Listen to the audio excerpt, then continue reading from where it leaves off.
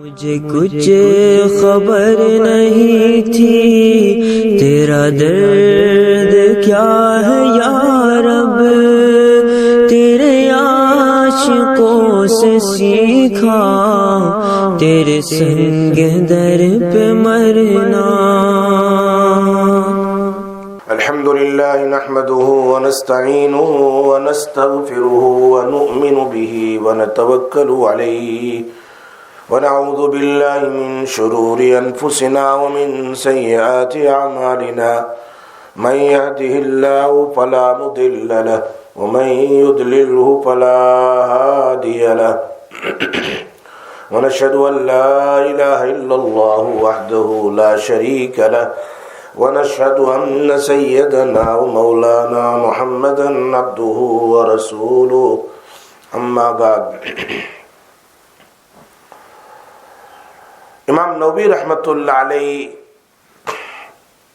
اس باب میں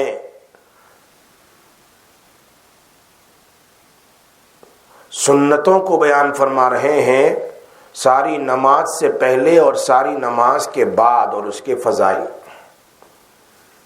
میرے محترم دوستوں، بزرگوں اور گھروں پر بیٹھ کر سننے والی میری محترمہ مائیں اور بہنیں، بہت ہی امپورٹنٹ ہوتا ہے جب کسی چیز کی فضیلت معلوم ہوتی ہے تو عمل کرنا بڑا آسان ہو جاتا ہے۔ حضرت عائشہ رضی اللہ تعالی عنہا سے مروی ہے، ہم فجر کی سنت سے شروع کرتے ہیں عشاء کی سنت تک۔ ام المومنین عائشہ رضی اللہ تعالی عنہا کی روایت امام بخاری نے صفحہ 165 پر اور مسلم شریف میں صفحہ 151 پر نقل کیا ہے کہ نوافل میں آپ صلی اللہ علیہ وسلم کا فجر کی 2 رکعات سے زیادہ اہتمام کسی اور سنن کا نہیں تھا۔ فجر کی جو 2 رکعات ہے اس کا اہتمام، فجر سے پہلے جو 2 رکعات سنت ہے، نبی صلی اللہ علیہ وسلم اس کا اہتمام بہت زیادہ فرماتے تھے۔ صبح کی اذان اور اقامت کے درمیان نبی صلی اللہ علیہ وسلم صرف 2 رکعات پڑھتے تھے۔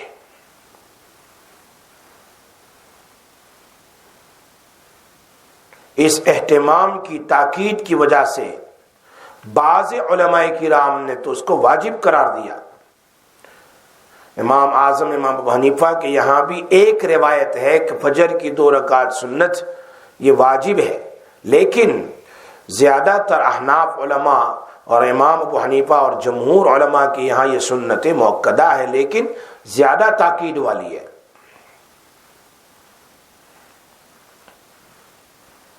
ویسے نبی اکرم صلی اللہ علیہ وسلم 13 رکعت پڑھ لیتے تھے تہجد کی، اور پھر فجر کی اذان، فجر کا وقت شروع ہوتا تو آپ ہلکی سی 2 رکعت سنت پڑھتے تھے، لیکن فجر کی 2 رکعت سنت کبھی بھی نہیں چھوڑتے تھے، نہ صحت کی حالت میں، نہ بیماری کی حالت میں، نہ سفر کی حالت میں، نہ گھر میں، آپ فجر کی 2 رکعت ضرور پڑھتے تھے۔ اس کے علاوہ اور کوئی نوافل نہیں پڑھتے تھے فجر سے پہلے، صرف 2 رکعت سنت اور اس کے بعد پھر فجر کی 2 رکعت فرض آپ پڑھاتے تھے۔ نبی اکرم صلی اللہ علیہ وسلم فجر کی 2 رکعت سنت اور عشاء کی وتر اس کی پابندی فرمایا کرتے تھے۔ یہ سنتوں میں سب سے زیادہ سٹرونگ سنت ہے، قوی، جس کو کہتے ہیں اقوس سنن، سنت میں سب سے زیادہ قوی۔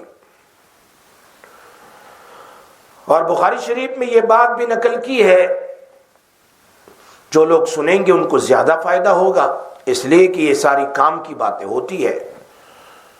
ابن عمر رضی اللہ تعالیٰ عنہ حدیث کے راوی ہے، امام بخاری اس کو نقل فرماتے ہیں کہ آپ صلی اللہ علیہ وسلم کو مغرب کی 2 رکعت گھر میں اور عشاء کی 2 رکعت گھر میں اور صبح کی 2 رکعت آپ گھر میں پڑھتے تھے۔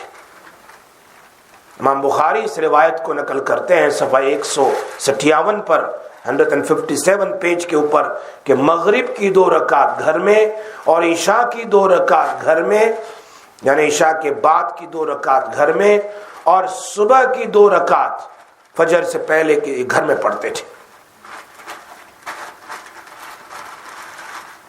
عادت طیبہ سنن اور نوافل گھر میں پڑھنے کی تھی۔ چونکہ وتر تو آپ تہجد کے وقت پڑھتے تھے، نماز کے بعد کی 3 نماز کے بعد کی جو سنت ہے، ایک فجر سے پہلے کی 2 سنت، مغرب کے بعد کی 2 سنت اور عشاء کے بعد کی 2 سنت، اس کو آپ گھر میں ادا فرماتے تھے۔ یہ امام بخاری اس روایت کو بیان فرماتے ہیں۔ لیکن اگر کبھی فجر سے پہلے کی 2 رکعت سنت مس ہو جائیں، چھوٹ جائیں، تو کیا کریں؟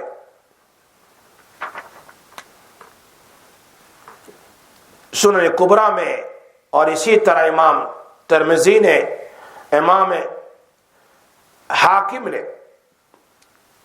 روایت کو نقل کیا ہے، اور راوی اس کے ابو ہریرہ ہے۔ آپ صلی اللہ علیہ وسلم نے فرمایا جو صبح کی 2 رکعت سنت نہ پڑھ سکے تو وہ سورج نکلنے کے بعد پڑھ لے، نماز کے بعد نہیں، سورج نکلنے کے بعد، اور احناف کا فتویٰ بھی اسی پر ہے۔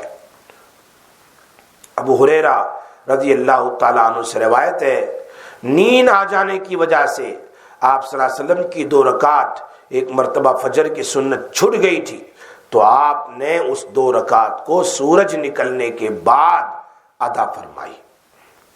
علماء کہہ رہے ہیں کہ یہ 2 رکعت اتنی تاکید والی ہے کہ اس کو زوال تک بھی، یعنی فجر کی سن رائز سے لے کر زوال تک کے درمیان بھی آدمی پڑھ لیں تو بہتر ہے۔ اس سے معلوم ہوا کہ فجر کی 2 رکعت سنت اگر نہ پڑھ سکے جماعت کے چھٹ جانے کی وجہ سے، تو اسے سورج نکلنے کے بعد پڑھ لیں، چونکہ سنت کی تاکید ہے۔ آپ صلی اللہ علیہ وسلم نے حضرات صحابہ کو چھٹ جانے پر سورج نکلنے کے بعد پڑھتے دیکھا تو آپ نے منع نہیں فرمایا۔ امام بیہقی خود نقل فرماتے ہیں سنن کبریٰ میں کہ ابن عمر رضی اللہ تعالی عنہ کی 2 رکعت سنت چھوٹ گئی تو انہوں نے سورج نکلنے کے بعد پڑھی۔ اگر معلوم ہوتا ہے کہ فجر کی فرض نماز کے بعد سے لے کر سورج نکلنے تک میں اگر پڑھنا ہوتا تو آپ ضرور پڑھتے، لیکن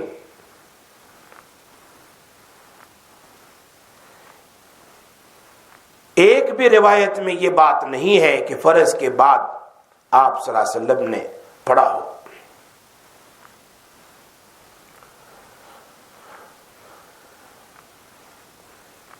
معلوم ہوتا ہے کہ فجر کی سنت اگر چھٹ جائے تو فرض کے بعد سے لے کر سن رائز تک میں سارے علماء کی یہاں بالاجماع مکروہ ہے، نہیں پڑھ سکتے۔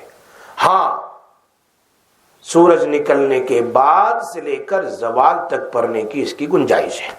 یہ فتویٰ اعلیٰ السنن میں لکھا ہے، جلد نمبر 7 میں۔ لیکن اگر جماعت کھڑی ہو جائے تو سنت کا کیا ہوگا؟ یہ مردوں کے لیے مسئلہ ہے، عورتوں کے لیے نہیں۔ ابن عمر رضی اللہ تعالیٰ عنہ مسجد میں تشریف لائے، روایت امام طحاوی نے طحاوی شریف میں نقل کی ہے۔ تشریف لائے تو جماعت ہو رہی تھی، نماز شروع ہو گئی تھی، انہوں نے 2 رکعت ابھی نہیں پڑھی تھی، سنت باقی تھی، تو انہوں نے باہر اپنی بہن جو نبی اکرم صلی اللہ علیہ وسلم کی اہلیہ تھی، حضرت عمر رضی اللہ تعالیٰ کی بیٹی، آپ صلی اللہ علیہ وسلم کی اہلیہ تھی، حضرت حفصہ رضی اللہ تعالیٰ عنہ، ان کے مکان میں سائڈ پر جا کر وہاں 2 رکعت پڑھی، پھر امام کے ساتھ شریک ہو گئے۔ معلوم ہوتا ہے اس کی تاکید زیادہ ہے، اس کو پڑھ لینا چاہیے۔ حضرت ابو دردہ رضی اللہ تعالیٰ عنہ کی روایت بھی تحوی شریف میں ہے، مسجد میں داخل ہوئے تو جماعت کھڑی تھی، لوگ فجر کی نماز میں شریک تھے، انہوں نے مسجد کے کنارے میں 2 رکعت سنت پڑھ لی، پھر قوم کے ساتھ جماعت میں شریک ہو گئے۔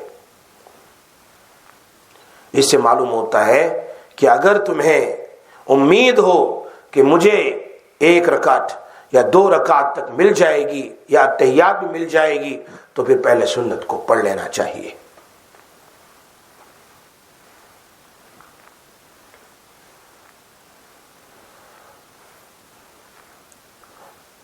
اب صبح کی 2 رکعت سنت کب پڑھتے تھے؟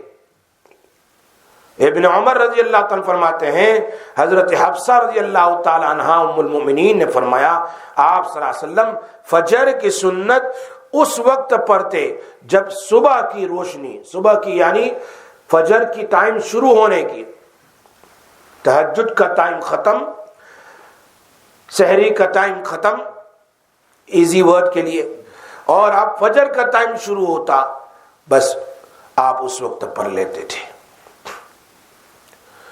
چونکہ ابو داؤد شریف میں ہے اور طحاوی شریف میں بھی ہے، امام احمد بن حنبل نے بھی اس کو نقل فرمایا۔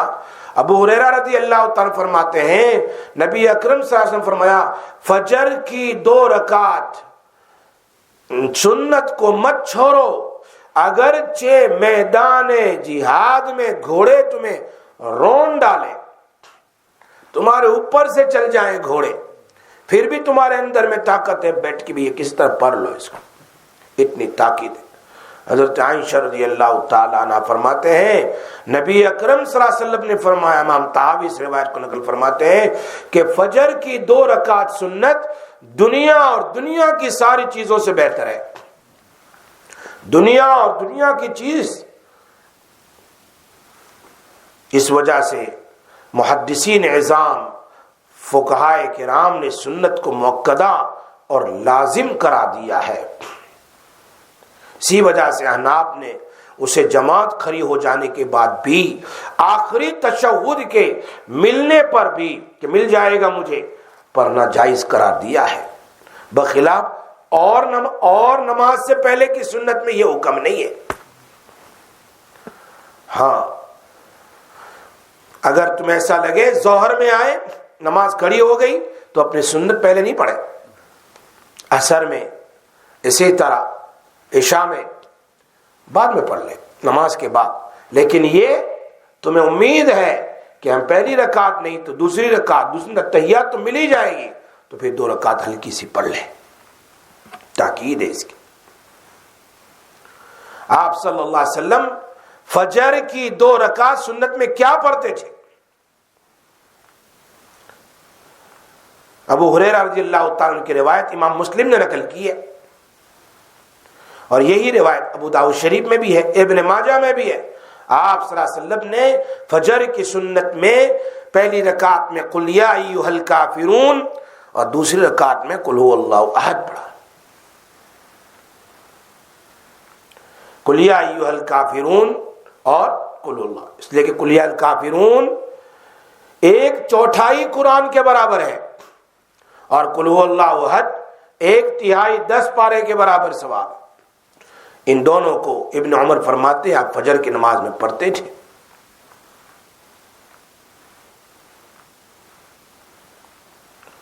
ابن عمر رضی اللہ تعالیٰ عنہ فرماتے ہیں ابن ماجہ میں یہ روایت نقل کی ہے صفحہ 80 پر کہ میں نے 1 مہینے تک آپ کو دیکھا، I have seen Prophet صلی اللہ علیہ وسلم for a month، کہ فجر کی 2 رکعت سنت میں روزانہ قل یا ایھا الکافرون ان فرسٹ رکعت، ان سیکنڈ رکعت قل ھو اللہ احد پڑھتے تھے۔ بہت ساری روایت ہے کہ آپ فجر کی 2 رکعت سنت ہلکی پڑھتے تھے۔ سمجھ میں آئی بات؟ چونکہ آپ لمبی تہجد پڑھتے تھے، ایسا نہیں کہ پوری رات سوتے رہے اور فجر کی سنت ہلکی، آپ لمبی لمبی تہجد اور کئی لمبے رکوع اور سجدہ فرماتے تھے۔ اس لیے آپ فجر کی 2 رکعت میں چھوٹی 2 سورت پڑھ کر، ان صورتوں کا پڑھنا فجر کی سنت میں مستحب ہے، پڑھنا چاہیے۔ امام اعظم امام ابو حنیفہ رحمۃ اللہ علیہ کے یہاں ان 2 سورت کے علاوہ اور بھی قرات کرنا چاہے کر سکتے ہیں، کوئی پرابلم نہیں ہے، ضروری نہیں ہے۔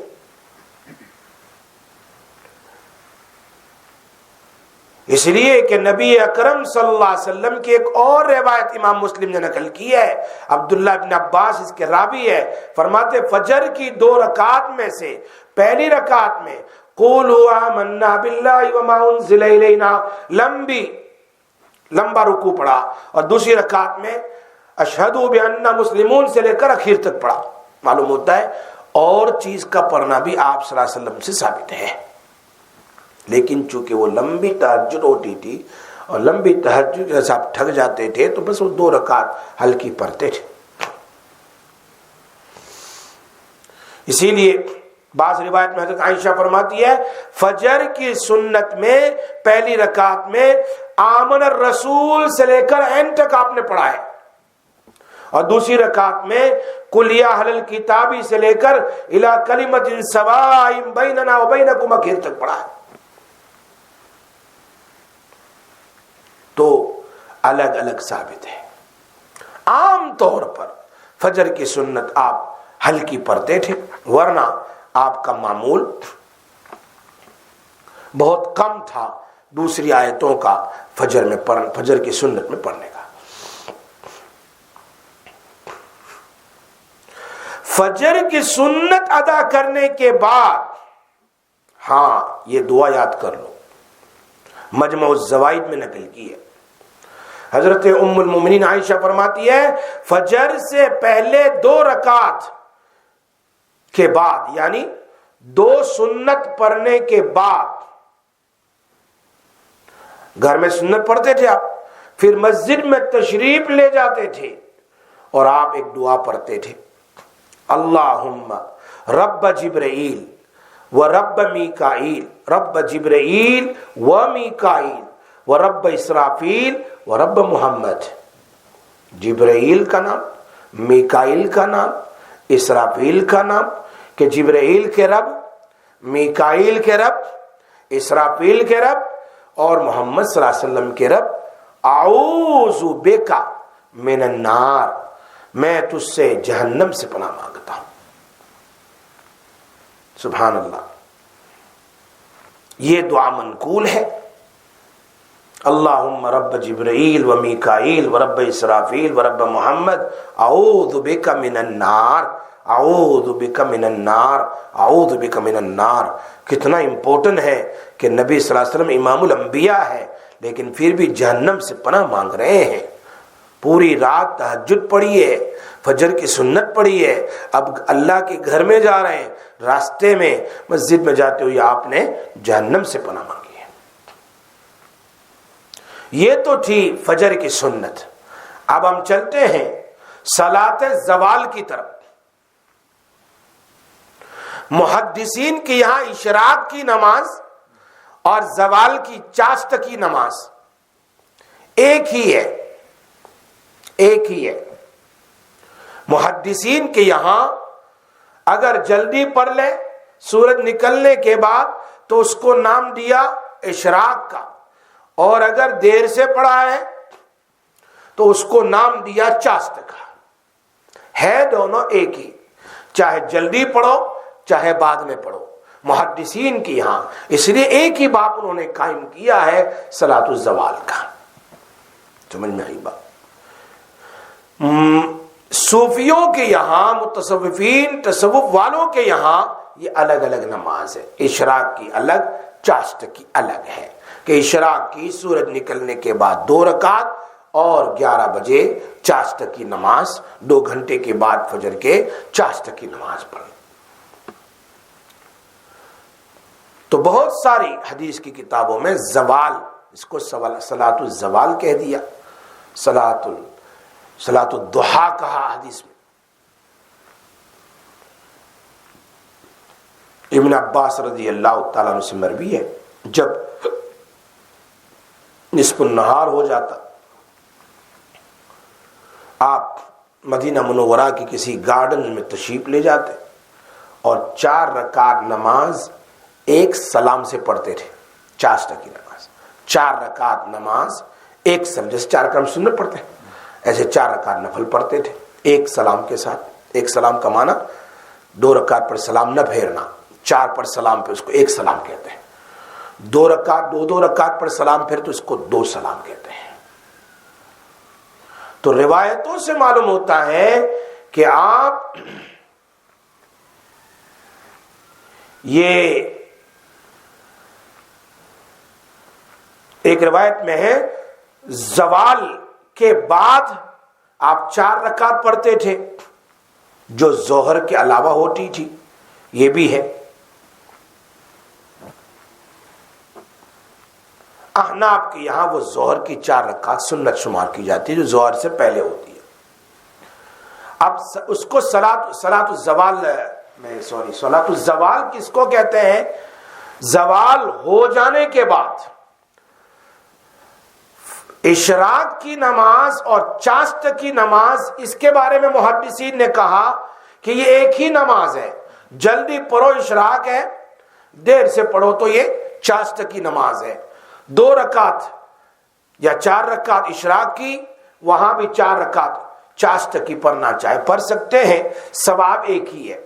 لیکن صوفیوں نے کہا اشراق الگ نماز ہے، چاشت الگ نماز ہے، لیکن ہم بات کر رہے سنت کی، یہ تو نوافل ہے۔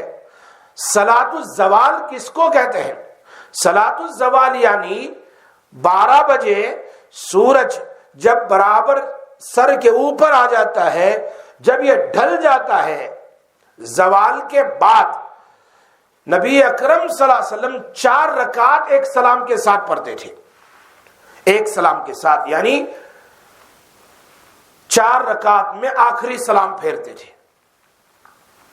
اب اسی کو امام شافعی رحمت اللہ علیہ، امام مالک رحمت اللہ علیہ، امام احمد بن حنبل کہہ رہے ہیں کہ ظہر کی سنت الگ ہے اور یہ صلاۃ الزوال الگ ہے۔ آپ زوال کے بعد پہلے 4 پڑھتے تھے، بعد میں پھر ظہر کی سنت پڑھتے تھے۔ لیکن امام اعظم امام ابو حنیفہ فرماتے ہیں زوال کے بعد ظہر کا ٹائم شروع ہو جاتا ہے تو آپ ظہر کی سنت 4 رکعت پڑھتے تھے، نہ کہ مستقل زوال کے بعد 4 رکعت پھر سنت الگ۔ اس لیے امام ابو حنیفہ رحمۃ اللہ علیہ کے یہاں 4 رکعت یہ سنت ہے ایک سلام کے ساتھ جو ہم ظہر سے پہلے پڑھتے ہیں، اس کو صلاۃ الزوال کہتے ہیں۔ یہ بات کشف الغمہ میں لکھی علامہ شعرانی کے حوالے سے۔ حضرت انس رضی اللہ تعالیٰ اس کے راوی ہے، میں نے آپ صلی اللہ علیہ وسلم کو دیکھا زوال سے پہلے بھی 4 رکعت پڑھتے تھے، پھر زوال کے بعد بھی 4 رکعت پڑھتے تھے، یعنی چاشت کی بھی 4 رکعت، اور جب زوال ہو جائے پھر 4 رکعت، پھر ظہر کی سنت ادا فرماتے تھے۔ تو گویا زوال کے بعد 4 رکعت پڑھی اور سنت الگ پڑھی۔ یہ بعض علماء کے یہاں ہے، جیسے میں نے بیان کیا، لیکن احناف کے یہاں اصل کیا ہے؟ 4 رکعت وہ سنت ہی ہے۔ ان کے یہاں دوسرے اماموں کے یہاں 2 ظہر کی سنت ہے، ظہر سے پہلے 2 سنت ہے، 4 زوال کے بعد اور پھر مستقل 2 رکعت ظہر سے پہلے سنت ہے۔ اس کے بارے میں بھی علماء کہتے ہیں اگر ظہر سے پہلے 4 رکعت کا ٹائم مل گیا 4 پڑھ لو، لیکن اگر جماعت کھڑی ہو جائے گی مختصر وقت 2 رکعت بھی پڑھ سکتے ہیں، تو اس روایت پر بھی عمل ہو جائے گا۔ عقبہ ابن عامر رضی اللہ تعالیٰ عنہ سے مروی ہے کہ آپ صلی اللہ علیہ وسلم فرمایا جو شخص سورج ڈھلتے ہوئے وضو کرے، زوال کے وقت وضو کرے اور اس کے بعد 2 رکعت نماز پڑھے، اس کے گناہوں کو معاف کر دیا جاتا ہے۔ یا بعض روایت میں ہے یہ وہ ایسا ہے جیسا کہ آج اس کی ماں نے اس کو جنا ہے، کہ ماں سے پیدا ہونے والے بچے کا کوئی گناہ نہیں، اس کا بھی کوئی گناہ نہیں۔ یہ بات کنز العمال میں علی متقی نے نقل کی ہے۔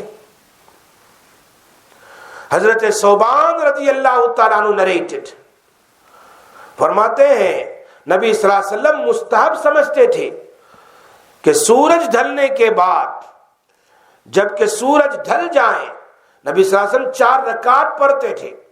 تو حضرت عائشہ رضی اللہ تعالیٰ عنہ نے سوال کیا، اے اللہ کے رسول، ہم آپ کو دیکھ رہے ہیں کہ آپ اس وقت نماز پڑھنا پسند فرماتے ہیں، you love to perform نماز in this time، یعنی immediately after زوال، 10 minutes after زوال۔ آپ صلی اللہ علیہ وسلم نے فرمایا اس وقت آسمان کے دروازے کھلتے ہیں، زوال کے بعد سے آسمان کے دروازے کھلتے ہیں اور اللہ تبارک و تعالی مخلوق کو دیکھتا ہے۔ کیسے اللہ کو پتا ہے؟ لیکن یہ روایت کنز العمال میں ہے۔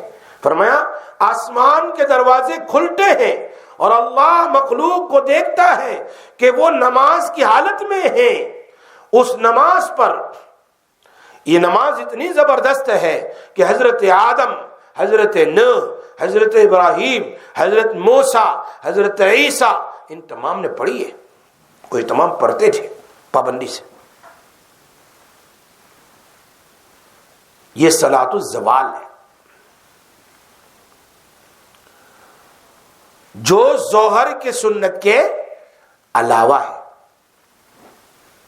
اس کے بعد جس کو کہتے ہیں، اسی لیے امام ترمذی نے باب قائم کیا الصلاۃ عند الزوال، زوال کے بعد نماز۔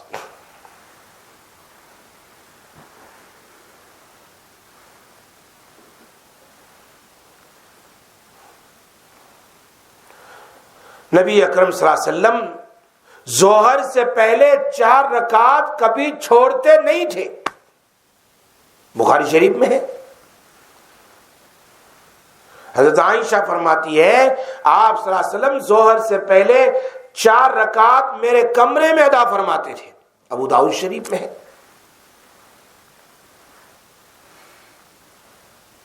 حضرت عائشہ رضی اللہ تعالیٰ عنہ فرماتی ہے آپ صلی اللہ علیہ وسلم ظہر سے پہلے 4 رکعت پڑھتے اور عصر سے پہلے ان دونوں کو نہیں چھوڑتے تھے۔ ہم تو سنت غیر موقدہ ہے، چھوڑو۔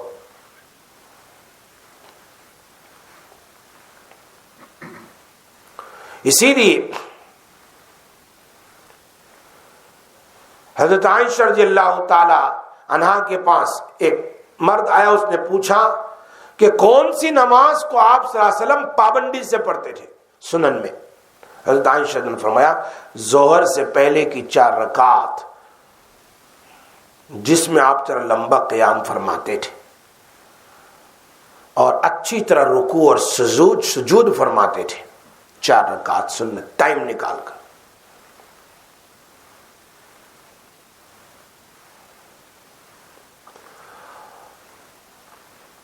ایک سلام کے ساتھ 4 رکعت سنت ایک ساتھ پڑھنی ہے، 2 نہیں، 4 رکعت سنت، اس لیے کہ سورج ڈھلنے کے بعد آسمان کے دروازے کھل جاتے ہیں، اس کی بھی بڑی فضیلت ہے، ایسے وقت میں پڑھنا چاہیے۔ بلکہ مجمع الزوائد کی ایک روایت عبد الرحمن ابن حمید اپنے والد و اپنے دادا سے نقل کرتے ہیں کہ زوال کے بعد کی نماز تہجد کی طرح ہے، جیسے تہجد کا ثواب ویسے اس 4 رکعت کا ثواب، 4 رکعت سنت کا۔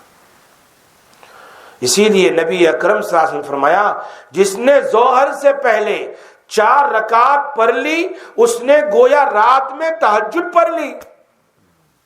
حضرت برہ اس کے راوی ہے۔ اسی لیے حضرت مسروق بڑے تابعی ہے، فرماتے ہیں رات کی تہجد کی نماز کی طرح اور کوئی نماز نہیں سوائے ظہر کی 4 رکعت سنت کے۔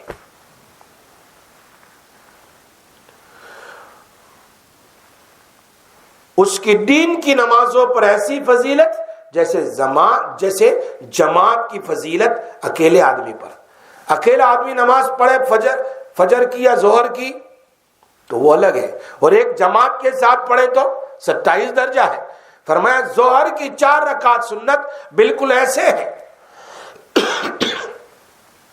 جیسے جماعت کے ساتھ آپ نے نماز پڑھی، اس کا ثواب بہت زیادہ ہے۔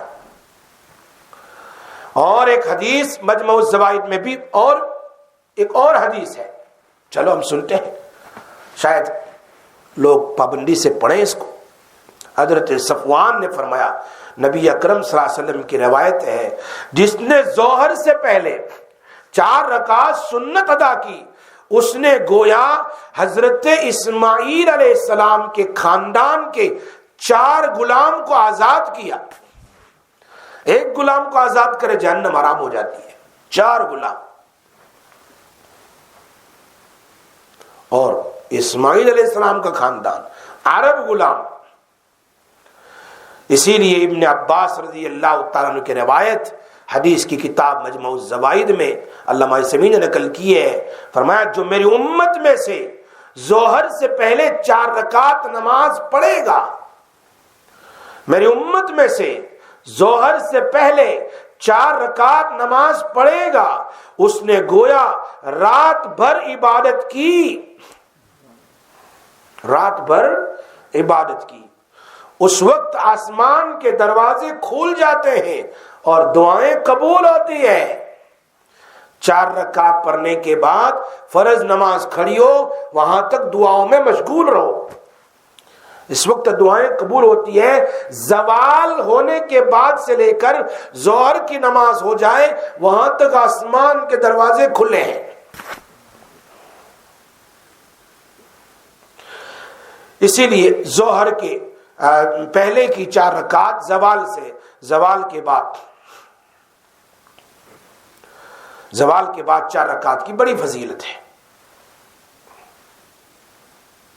لیکن اس کا ثواب صرف اس وقت ہے کہ فرض سے پہلے پڑھیں، فرض سے پہلے چھوٹ جائے تو پھر بعد میں وہ فضیلت نہیں ملے گی، یاد رکھنا۔ ہاں سنت چھوٹ جائے تو نماز فرض نماز کے بعد پڑھ سکتا ہے، لیکن جو فضیلت ظہر سے پہلے کی ہوتی ہے، یعنی ظہر کی فرض سے پہلے، وہ بعد میں نہیں ملتی ہے۔ معلوم ہوتا ہے جس کی ظہر سے پہلے 4 رکعت چھوٹ جائیں وہ ظہر کے بعد پڑھ سکتا ہے۔ حضرت عائشہ فرماتی ہے نبی اکرم صلی اللہ علیہ وسلم سے کبھی چھوٹ جاتی تو آپ بعد میں پڑھتے تھے۔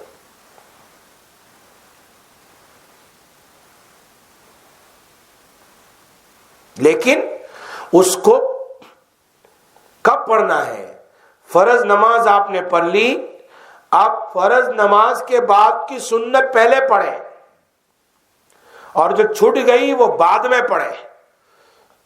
تو ظہر کی نماز پڑھنے کے بعد پہلے 2 رکعت سنت جو ظہر کے بعد کی ہے اس کو پہلے پڑھو، اور جو 4 رکعت پہلے کی چھوٹ گئی ہے وہ بعد میں پڑھو۔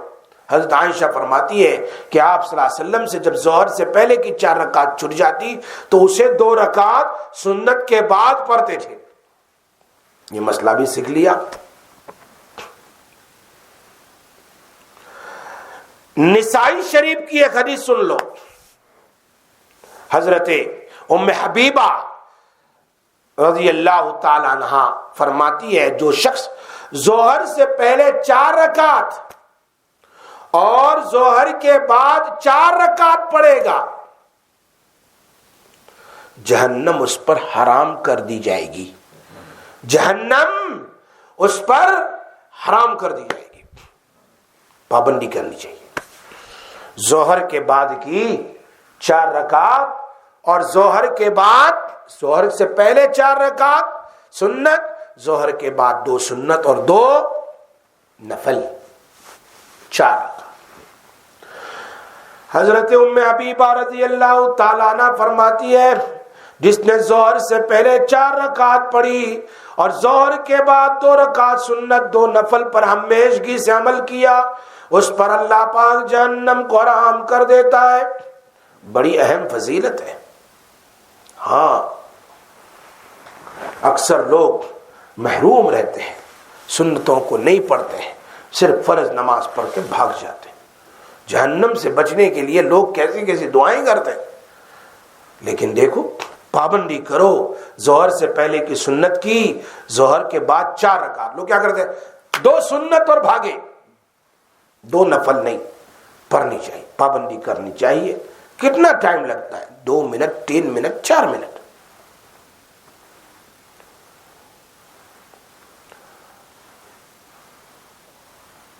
تو یہ ابو ایوب رضی اللہ تعالیٰ عنہ فرماتے ہیں جب آپ نے قیام کیا تو آپ کو دیکھا ظہر سے پہلے ہمیشہ 4 رکعت ہمیشہ پڑھتے تھے. فرمایا زوال کے بعد سے آسمان کا دروازہ کھل جاتا ہے، پھر تو کوئی دروازہ بند نہیں کیا جاتا یہاں تک کہ ظہر کی نماز ختم ہوتی ہے. میں چاہتا ہوں، اللہ کے نبی فرماتے ہیں، میری بھلائی اس وقت آسمان پر پہنچے، میری اچھائی. اور گزشتہ انبیاء علیہ السلام کی سنت بھی ہے 4 رکعت پڑھنا، جیسے میں نے بتلایا آدم علیہ السلام، نوح علیہ السلام، ابراہیم علیہ السلام، موسیٰ علیہ السلام وغیرہ، عیسیٰ علیہ السلام 4 رکعت کی پابندی کرتے تھے یہ ظہر سے پہلے. آگے چلتے ہیں. عصر سے پہلے ظہر کے بعد کی 2 رکعت کی بھی تاکید آ گئی کہ اس پر جہنم حرام ہو جاتی ہے جو پابندی کرتا ہے. عصر سے پہلے 4 رکعت کے بارے میں کیا حکم ہے؟ سنت غیر موقدہ ہے، لیکن ترمذی شریف میں ہے، ابن عمر اس کے راوی ہے، نبی اکرم صلی اللہ علیہ وسلم فرمایا اللہ اس پر رحمت اتارے گا، رحمت، جو عصر سے پہلے 4 رکعت پڑھے.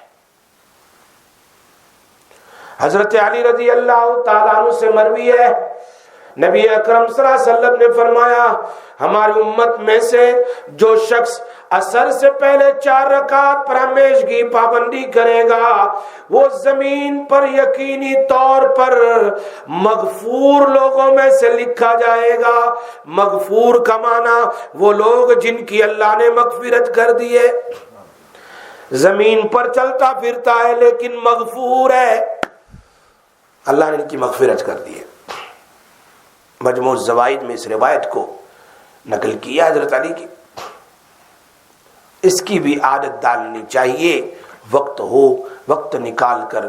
کون نہیں چاہتا کہ اللہ مغفرت کر دے؟ زمین پر چلتا پھرتا رہے گا لیکن مرنے سے پہلے ہی اس کی مغفرت ہو جائے گی، اس کا نام مغفور لوگوں میں سے ہوگا.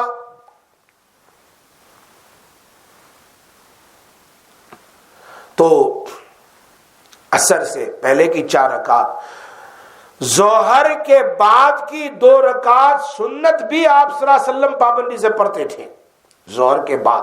جیسا کہ ابھی ام حبیبہ کی روایت ہم نے سنائی کہ جو ظہر کے بعد 4 رکعت پڑھے اس پر بھی جہنم کی آگ حرام، اور جو عصر سے پہلے 4 رکعت پڑھے اس کے لیے تو مغفرت لکھی جاتی ہے اور اس پر اللہ کی رحمت اترتی ہے.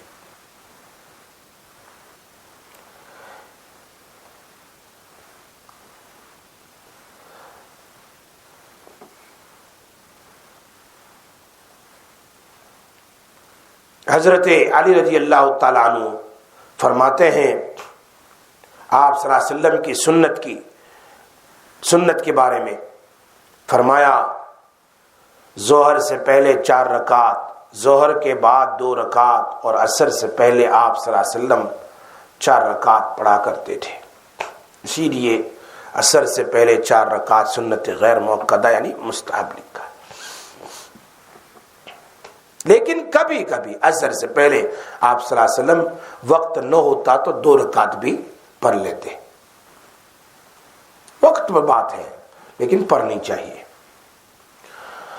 ام حبیبہ فرماتی ہے دوسری روایت، نبی اکرم صلی اللہ علیہ وسلم نے فرمایا جو عصر سے پہلے 4 رکعت پر ہمیشگی کرے اللہ تبارک و تعالی اس کے لیے جنت میں ایک گھر بناتا ہے. جہنم حرام اور جنت میں ایک گھر.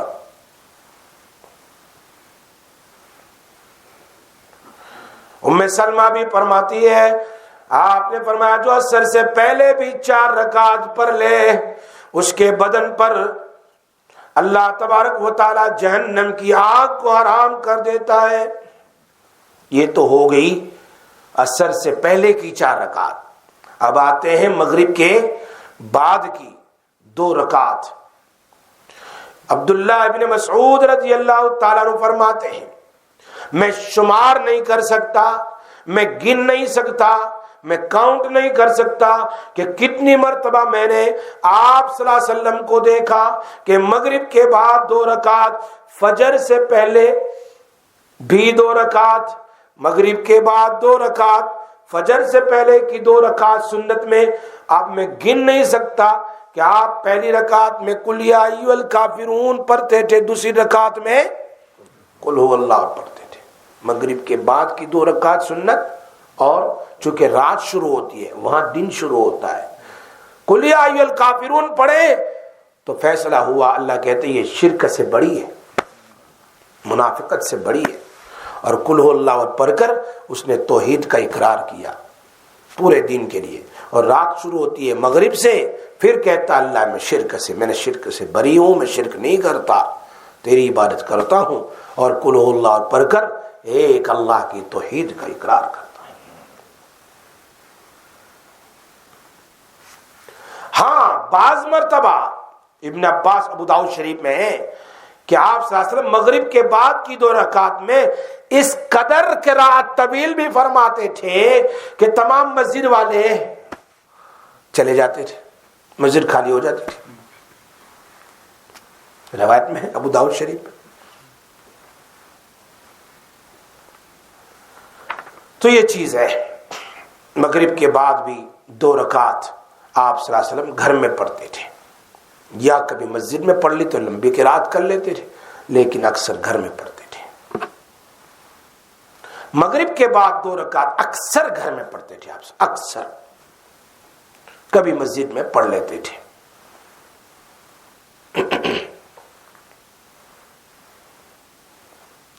لیکن اوابین جو نماز ہے، چلو چلتے اس کی بات کر لیتے، پھر عشاء کی سنت۔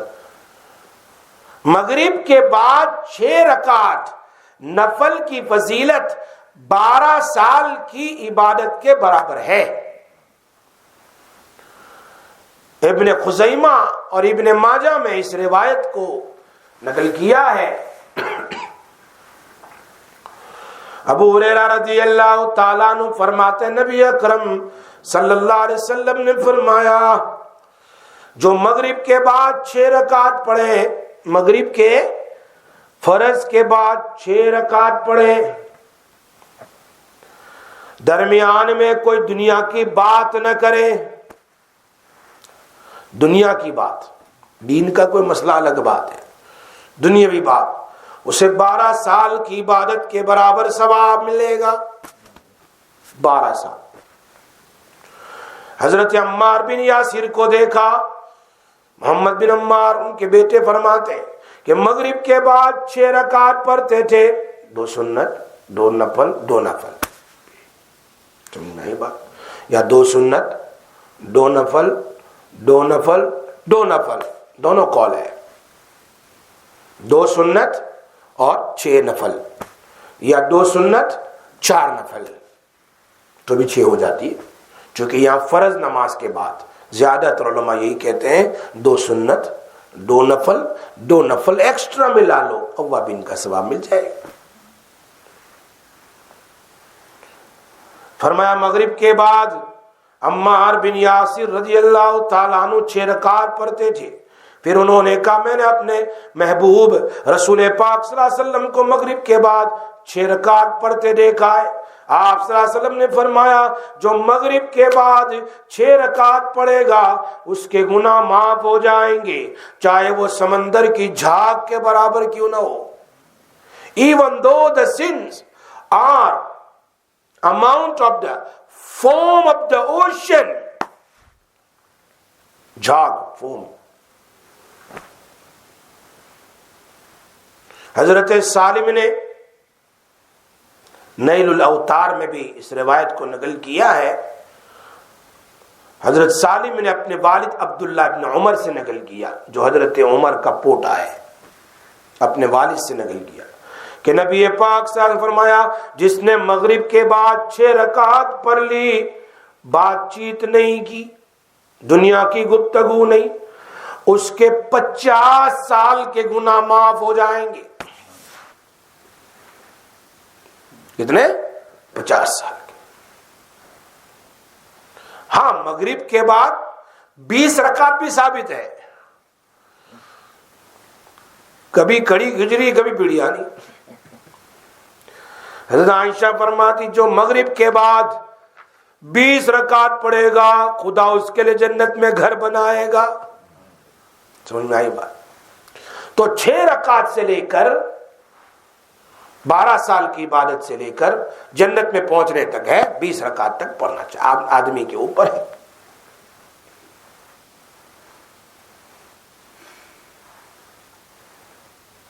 تو ہر دور میں مشائخین نے ان نوافل کا اہتمام کیا ہے، ہمیں بھی کرنا چاہیے، کم سے کم 6 رکعت تو پڑھ لیں۔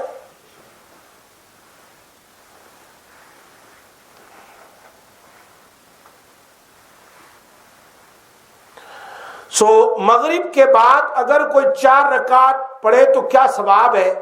ابن عباس رضی اللہ تعالیٰ عنہ سے مروی ہے، نبی صلی اللہ علیہ وسلم فرمایا جو شخص مغرب کے بعد دنیا کی گفتگو کرنے سے پہلے، یہ بہت تاکید ہے ہر روایت میں، دنیاوی بات چیت نہیں،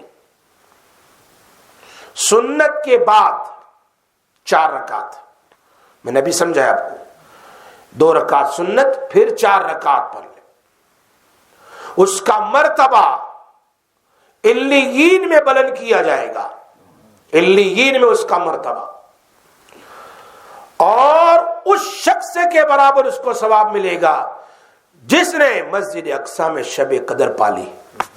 شب قدر مسجد اقصی میں، یہ آدھی رات کی عبادت سے زیادہ ہے، بہت زبردست ثواب۔ اتحاف السادہ میں جلد نمبر 3 میں اس روایت کو نقل کیا ہے، پیج نمبر 371 میں حضرت ابن عمر سے منقول ہے، نبی اکرم صلی اللہ علیہ وسلم فرمایا جو مغرب کے بعد 4 رکعت کی مداومت کرے گا ہمیشہ، اسے جہاد کے بعد جہاد کا ثواب ملے گا۔ معرکہ کے بعد معرکہ، آدمی ہے نا جاتا رہتا یہاں سے وہاں، اس زمانے میں نبی صلی اللہ علیہ وسلم کے زمانے میں۔ اسی لیے ابن مسعود رضی اللہ تعالیٰ عنہ مغرب اور عشاء کے درمیان 4 رکعت پڑھتے تھے، یعنی 2 سنت اور 4 رکعت، اور فرماتے تھے نبی صلی اللہ علیہ وسلم اس کو پڑھا کرتے تھے۔ تو مغرب اور عشاء کے درمیان جو نماز پڑھی جاتی اس کو کیا کہتے ہیں؟ اوابین، اس کا نام ہے اوابین، توبہ کرنے والا۔ یہ خلوت میں پڑھی جائیں الگ سے، ہاں اوابین ہے۔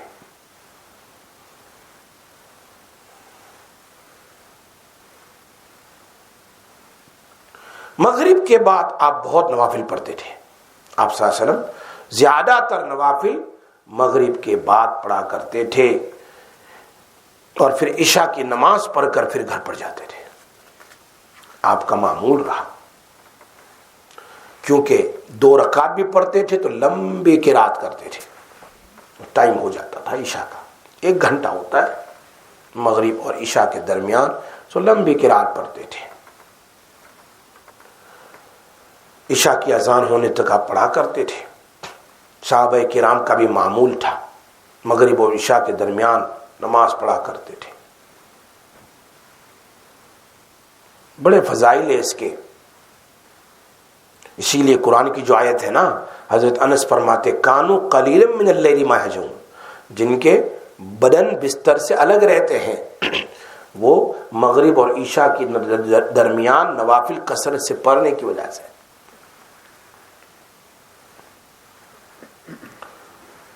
اسی لیے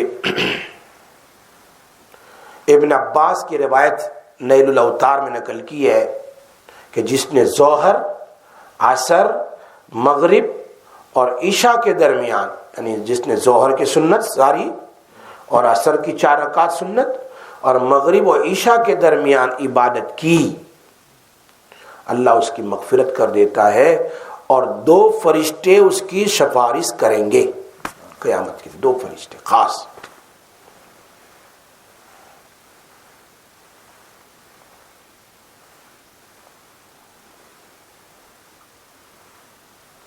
اسی لیے ابو بکر رضی اللہ تعالیٰ عنہ سے منقول ہے، جو شخص مغرب کی نماز پڑھے پھر اس کے بعد 2 رکعت نماز گفتگو سے پہلے پڑھے، اس کے بعد 2 رکعت نماز سنت کسی سے بات، اس سے اللہ تبارک و تعالی حضیرت القدس میں مقام عطا فرمائیں گے، جو سب سے اونچی جگہ ہے۔ اور اگر 4 رکعت پڑھے اس نے گویا حج کے بعد حج کیا، اور جس نے 6 پڑھا اس کے 50 سال کے گناہ معاف ہو جاتے ہیں۔ یہ ابن شاہین نے نقل کیا ہے اس کو۔ انس بن مالک رضی اللہ عنہ سے مروی ہے، جو شخص مغرب کے بعد 12 رکعت نماز پڑھے، ہر رکعت میں 40 مرتبہ قل هو اللہ احد پڑھے، 12 رکعت اور ہر رکعت میں 40 ٹائم قل هو اللہ احد، اس سے فرشتے ملاقات کریں گے۔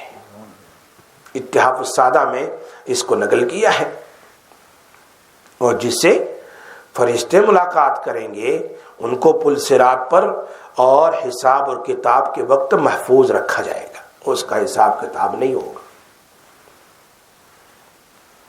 یہ اتحاف السادہ صفحہ 371 پر اس روایت کو ابان نے نقل کی حضرت انس رضی اللہ تعالیٰ عنہ کے حوالے سے۔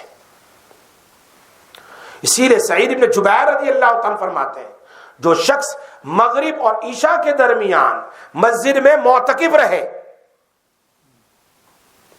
مسجد اور مغرب اور عشاء کے درمیان اعتکاف، یعنی ایک مسجد میں بیٹھا رہے، سوائے دعا اور تلاوت قرآن کے، یہاں تو بیٹھے بیٹھے باتیں کرتے رہے، کچھ نہیں ملے گا اس سے، چاہے 2 گھنٹے بیٹھے رہو، سوائے دعا اور تلاوت قرآن کے کوئی دوسری بات نہ کرے، تو اللہ پر حق ہے کہ اس کے لیے جنت میں 2 محل بنائے۔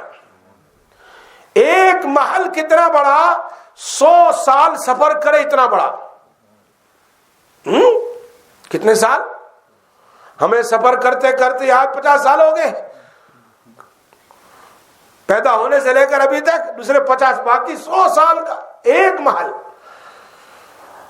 اور ان دونوں محل کے درمیان میں گارڈنز ہوں گے کہ ساری دنیا اس گارڈن میں آ جائے۔ ہاں سمجھتے ہو میری بات؟ علامہ زبیدی نے اس کی شرح میں لکھا ہے، یہ ثواب چند شرطوں کے ساتھ ہے۔ جنت کے 2 محل اور 100 سال کا ایک محل، اتنا لمبا، کتنے اس میں روم ہوں گے؟ مغرب کی نماز جماعت کے ساتھ پڑھے، ایک شرط، با جماعت مغرب ہو، اور جس مسجد میں جماعت ہوتی ہو وہاں، دکان میں نہیں، گھر میں نہیں۔ نمبر 3، مغرب کی نماز پڑھ کر اسی جگہ بیٹھ کر عبادت میں مشغول ہو گیا ہو، عبادت میں کوئی دنیاوی بات چیت نہ ہو۔ یہ 3 شرط ہو مغرب سے عشاء کے درمیان، تو اس کے لیے ثواب ہے جنت میں 2 محل، کاسل، بنگلے، اور اس کی مساحت اتنی بڑی، اور اس کے درمیان میں جو 2 محل کے درمیان وہ باغ اتنا بڑا کہ ساری دنیا اس میں آ جائے۔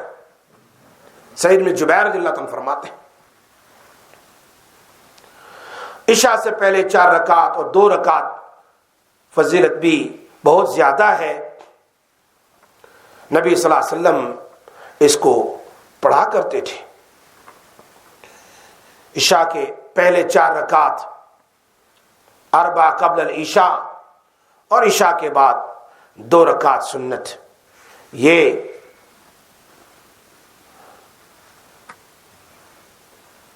کا ثواب زیادہ ہے۔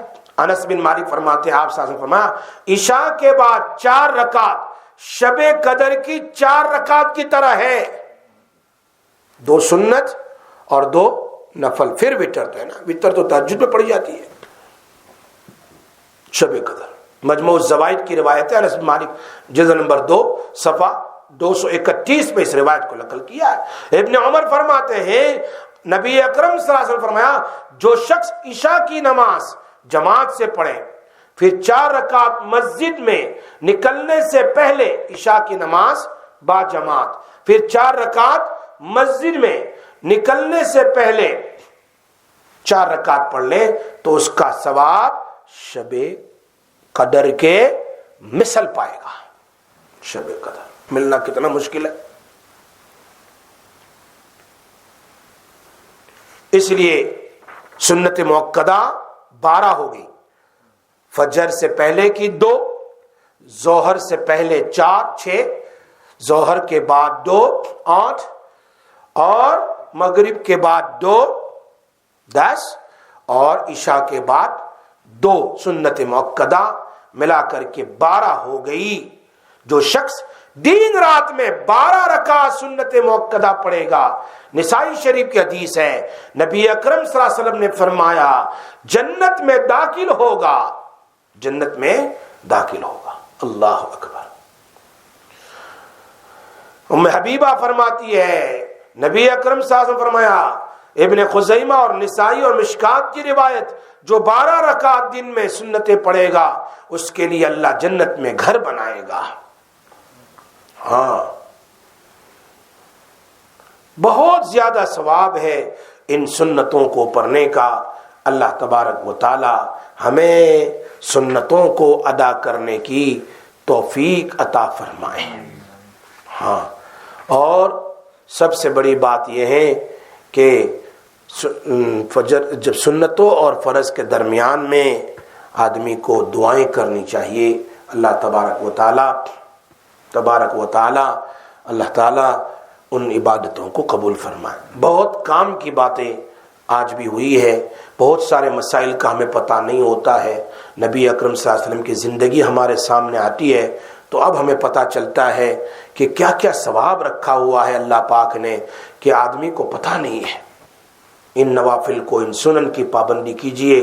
اللہ تعالیٰ کے نبی فرماتے ہیں، اللہ کی حدیث قدسی، کہ بندہ نوافل سے میرے قریب ہو جاتا ہے، جب یہ میرے قریب ہو جاتا ہے نوافل پڑھتے پڑھتے، میں اس کی آنکھ بن جاتا ہوں، میں اس کا کان بن جاتا ہوں، میں اس کا ہاتھ بن جاتا ہوں، میں اس کا پیر بن جاتا ہوں۔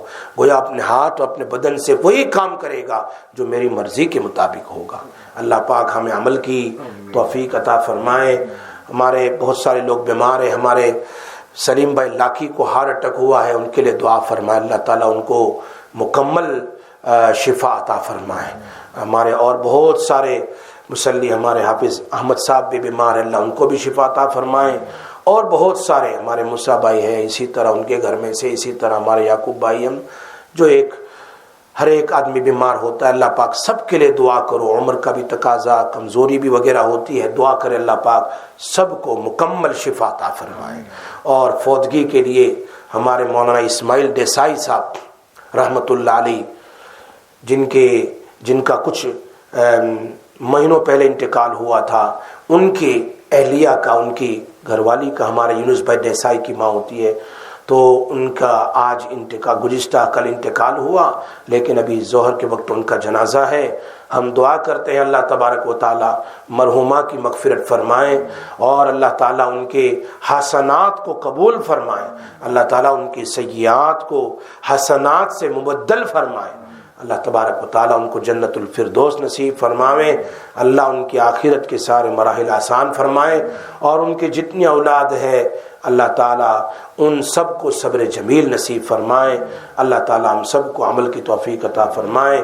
سارے بیمار جہاں جہاں دنیا میں ہو، پورے بریڈ فورڈ میں، پورے یو کے میں، پوری دنیا میں، ہاسپٹلوں میں ہو، گھروں میں ہو، اللہ تعالیٰ سب کو شفا عطا فرمائیں، اور یہ بیماری جو آئی ہوئی ہے اللہ تعالیٰ اس بیماری سے سب کو چھٹکارا نصیب فرمائیں، اور مرحومین مرحومات کے اللہ مغفرت فرمائے.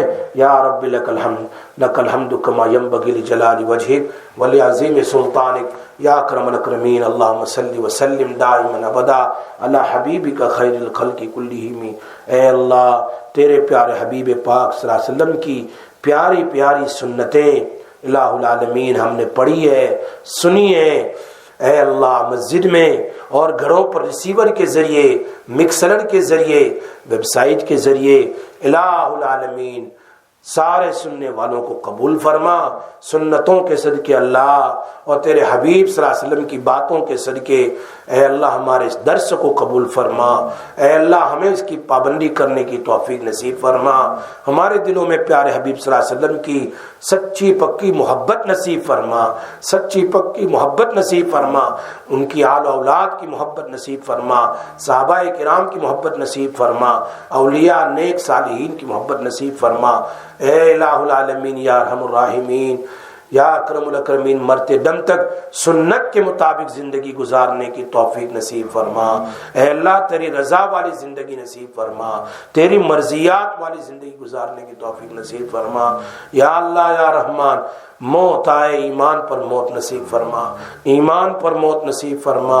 الہ العالمین ہمارے لیے مانگنا اے اللہ بہت ہی مشکل الفاظ ہے، لیکن تیرے لیے کوئی مشکل نہیں. جب وقت آئے موت کا اے الہ العالمین مدینہ منورہ میں تیرے حبیب صلی اللہ علیہ وسلم کے الہ العالمین مسجد نبوی میں سجدے میں الہ العالمین نماز کی حالت میں موت آئے اور جنت البقیع میں ہمیں دفن ہونا نصیب فرما. جنت البقیع میں دفن ہونا نصیب فرما، جنت البقیع میں دفن ہونا نصیب فرما. بار بار حرمین شریفین کی زیارت نصیب فرما.